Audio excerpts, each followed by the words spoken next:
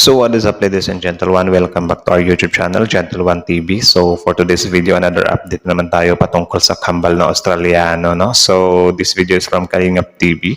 It has a title of Update sa kambal na Australiano. Nagkita na sila. Magkakalab team na. Kalingap Rob latest vlog today. So ayun, alam naman natin na ipapasok na sa lab team itong kambal na to. Ano? At syempre, marami tayo nag-aabang dito kasi syempre may mga lahi ito eh. Tapos i-prepare up sila sa mga Pinay Beauty, di ba? So nakakapanabik. So again, this video is from Kalingap TV. So support nyo yan. Also Kalingap Rap, support nyo rin. At syempre, ladies and gentlemen, our YouTube channel, Gentle One TV. Don't forget to like, comment, share, subscribe. So ladies and gentlemen, without further ado, let's watch this video together. Again, the title of this video, Update sa kambal na Australiano. Nagkita sila. Magkakalab team na. Kalingap Rab latest sa vlog today. Diyos ko, Diyos ko, Diyos ko. So again, Kalingap TV, Kalingap Rab, Gentle One TV. Like, comment, share, subscribe. Gentle One TV, start. Sila, kambal na Australiano may ka-love team na. Again.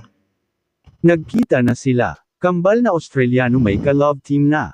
At nanay ng dalaga payag sa maging ka-love team ng anak niya. Of course. Isang mapagpalang araw sa inyong lahat mga kalingap, sanay hindi nyo po makalimutan na mag-like sa video na ito. I like the video. At paunawa tapusin muna ang kabuuhan ng video na ito mga kalingap at para malaman ang nilalaman nito. Watch till end daw, okay. At maraming salamat po mga kalingap sa pagpatuloy na pagsuporta lalo na kay Kuya Val Santos Matubang at Kalingap Rab. Of course, the father and son of Kalingap, don't forget to support them to tsaka congrats na din kay Mr. Kalingap Rab kasi 3 million subscribers na siya. Grabe. Solid. Tuloy. Kambal na Australiano ka-love team nila nahanap na. Pero bago yun mga kalingap ay atin munang pag-usapan mga kalingap ang patungkol sa dalawang kambal na Australiano mga kalingap. Nanghihinayang ang magkakapatid sa kanilang tunay na ama na gusto na nilang makikita mga kalingap at tila ba parang malabo ito mga kalingap na mahanap nila dahil sa malayo nga ito sa Pilipinas nakatira ang ama nila. So malabo daw pala. Actually, kapag ka nag-viral to men, pwede nilang madala to sa Kapuso Mo Jessica Soho. Yung Kapuso Jessica Soho kasi, mainstream na siya eh. Kasi itong kay Kalingap Rab is nasa YouTube lang yung cycle niya, di ba? So kahit sabihin natin na papalo ng million views, may tendency din talaga na hindi ganun kadali na makita yung tatay niya. Unlike sa mainstream media, like for example, Kapuso Mo Jessica Soho, na makikita talaga nila kasi binobroadcast nila eh. Di ba? Yung kay Bea Alonso nga, parang inoferan yun ni Kapuso Mo ni Jessica Soho, pero syempre si Bea Alonso, ayaw niya nang hanapin yung tatay niya eh. So, yun. Ang maganda pa sana dito mga kalingap ay nakikilala na sana ang tunay na pangalan ng kanilang ama. Kung hindi lang sana susukuan itong mahanap ay sigurado magkikita rin sila mga kalingap. Lalo pa at napagplanuhan na ni Kalingap Rab na sa buwan ng October ay pupuntahan nila ang kanilang pamilya doon sa Davao at nang matanong naman ang kanilang ina na siyang nakakakilala talaga sa hitsura at tunay na pangalan ng ama nila mga kalingap.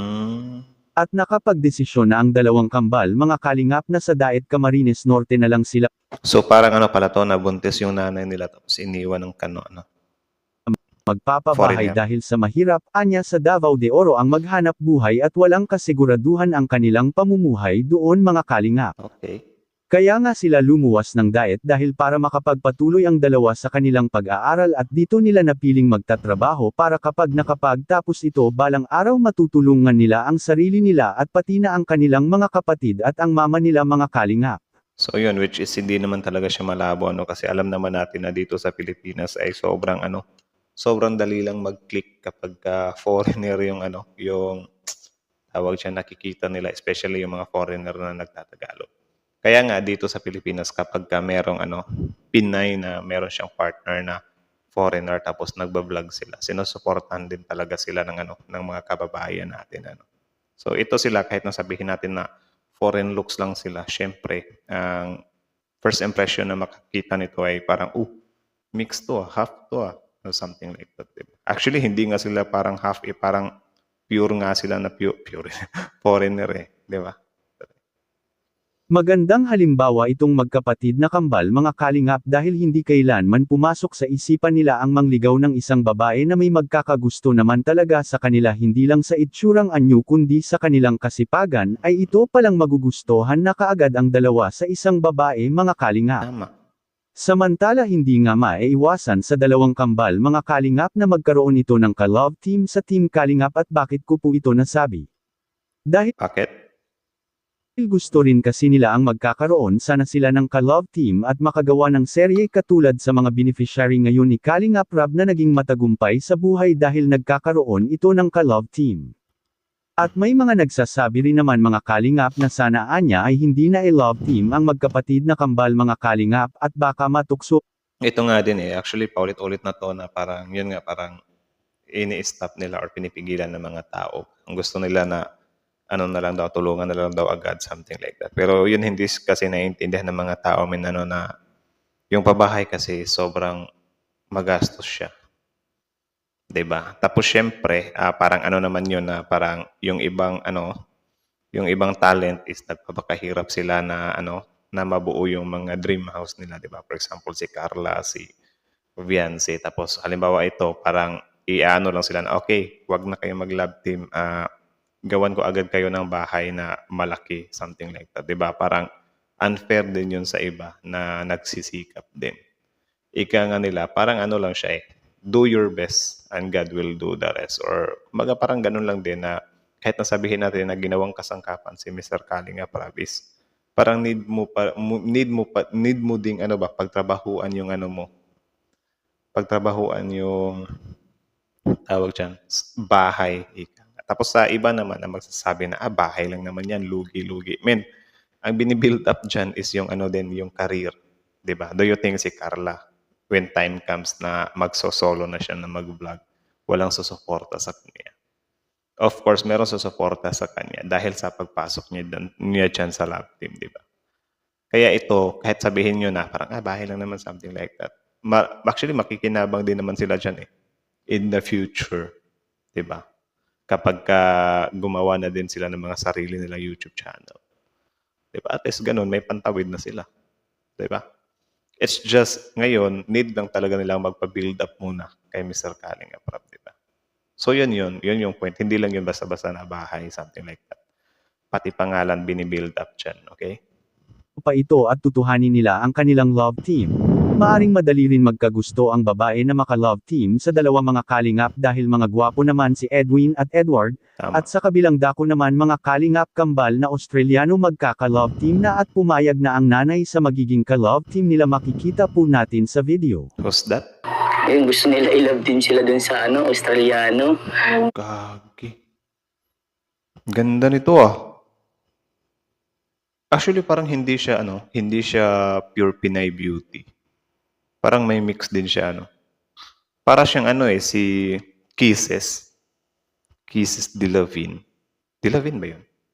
Sa akin lang naman, yun lang naman yung ko sa kanya, yung ka-lookalike niya.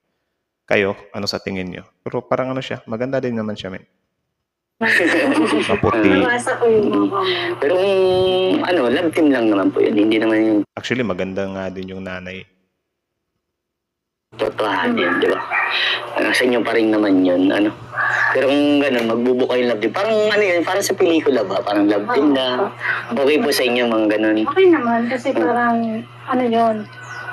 Pagsisimula na kung paano sila matuto. Yes, at saka doon pa rin magkakaroon sila ng confidence sa sarili. Maganda at bagay kung sakaling ma-love team sa kambal ang dalagang ito mga kalingap. Okay din naman. At malaking tulong rin naman ang love team sa kanila at para may matutunan rin sila sa tunay na realidad sa buhay. Anong masasabi niyo po tungkol dito? Please comment and God bless you all.